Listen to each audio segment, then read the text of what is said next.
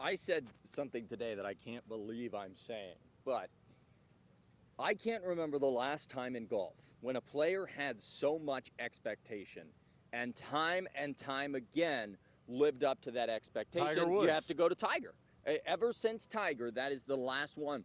And so you wonder if 10 years from now, we're going to look back at the beginning and say, this was the beginning of Scottie Scheffler becoming, he's the world number one. He's great. He's been great for a while.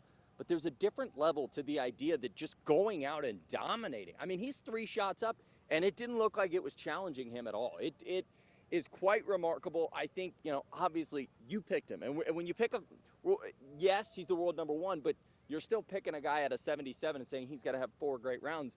And at this point, Scottie feels like he should be the odds-on favorite forever. I don't know anyone that competes with him. If you told Victor Hovland, hey, you went out there, you're 6 under par, everyone struggled, I think he'd say, well, I'm either 1 shot back or I'm leading the tournament.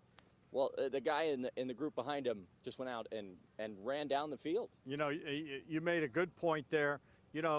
Tiger put on such a clinic for so many years, and we enjoyed watching him. We thought it might be Jordan Spieth. He made that move. We thought it might be Rory McIlroy. We have seen other guys, have a shot.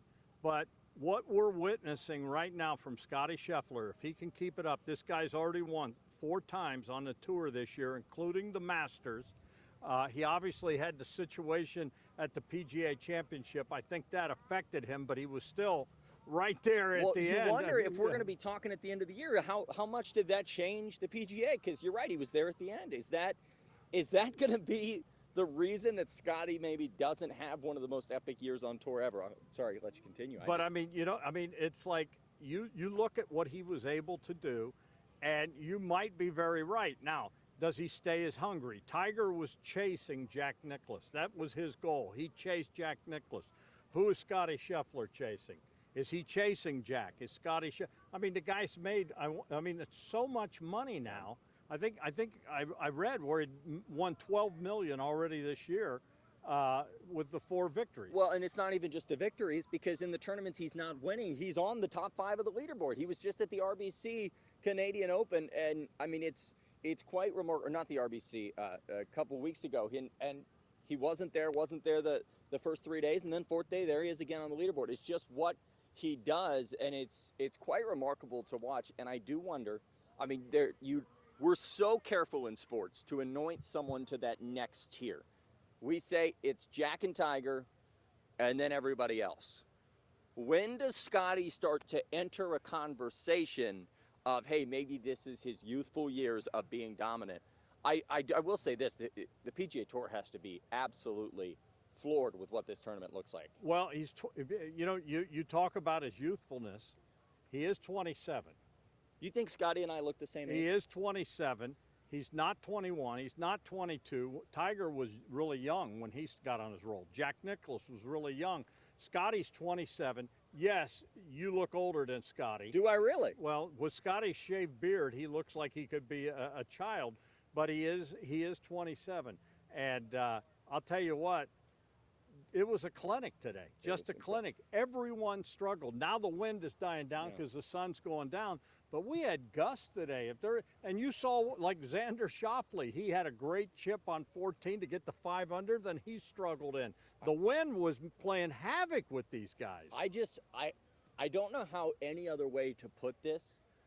Then I'm worried that Scottie Scheffler is just going to continue to dominate in the way that we're going to be standing here tomorrow night and saying, well, he's 6 shots up and we already know who's getting the handshake. It felt like everyone struggled, and it felt like Scottie just continued to do what it's like pouring that putt in on 18. That's not an easy putt, and to take that momentum, to take that 3-shot lead, that's invaluable when you walk into the weekend. All right, so he had a 5 under the first round, right? Yeah. 4 under today and some adverse wind conditions. What's he shoot tomorrow? I think he probably shoots. Does he come back with a 5, a 4? I'm going to go out on a limb, and I'm going to say that tomorrow the course plays the toughest it has, and I think he probably shoots a 2 under, but I still think he's leading the tournament. Well, we'll see. It's going to be fun. I picked him to win. I picked him. I picked Xander, and I don't even want to talk about the other guy. Oh, Ricky! I saw Ricky, and I thought of you. Yeah, he was Not a great showing What is today. he, plus 12? Yeah, I think so. I picked Will Zalatoris. He did okay. Where is he? I think he's -1. Okay. Sahith Theegala's even par. Yeah. And then I picked my guy Victor. I said he could very well Well, repeat, but I wanted to be creative. I didn't want to just pick the same guy over again. Victor could. Yeah. I mean, you know, and everyone's going, oh, wow, way to go out on a limb. Well, if we're supposed to pick the winner, No, that's what I was why trying to. would I you give not you credit. pick the guy you think is going to win? I give you credit because oh, people, no, I don't want to pick him. I mean, well, why? If he's going to at win this it. point, you're going to have to start doing it every tournament and saying, well, Scotty's going to win, so Yep. Well, and you're going to be right most of the time. well, he's winning after 9. It'll be interesting to see what moving day brings tomorrow. He's Adam King. I'm Dom Tiberi. Thanks for watching.